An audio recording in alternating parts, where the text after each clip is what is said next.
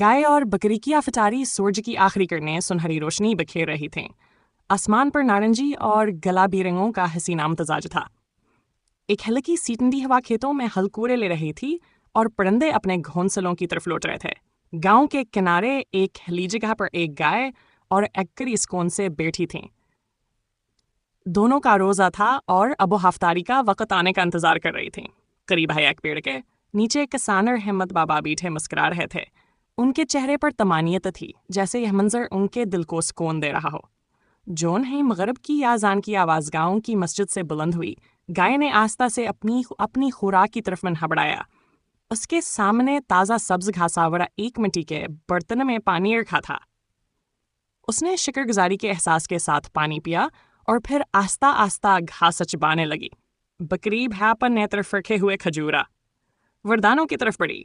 اس نے پہلے ایک جور منہ میں ڈالیا اور مزے لے کر چبانے لگی۔ رحمت بابا نے مسکراتے ہوئے ان دونوں کو دیکھا اور آسمان کی طرف دیکھ کر بڑبڑائے، اللہ کی شان ہے، روزہ نہ صرف انسان رکھتے ہیں بلکہ ہر زیرو اپنے حصے کا صبر اور شکر ادا کرتا ہے۔ یہ ہافتاری کا منظر کسی انسان کے دسترخوان سے مختلف نہیں تھا۔ جہاں انسان کھجور، پانی اور دیگر نعمتوں سے اپنا ناروز حق کھولتے ہیں، وہیں یہ معصوم جانور بھی قدرت کی عطا خوراک سے لطف اندوز ہو رہے تھے۔ رحمت بابا نے اپنی جیب سے ایک مٹھی بھر دانے نکالے اور نرمی سے بکری کے آگے ڈال دیے۔ یہ لو بیٹی، اللہ کی دی ہوئی نعمتیں، آرام سے کھاؤ۔ بکری نے اپنی چمکدار آنکھوں سے کسان کی طرف دیکھا، جیسے شکریہ ادا کر رہی ہو۔ دور کہیں مسجد سے نمازیوں کے ذکر کی آواز آ رہی تھی۔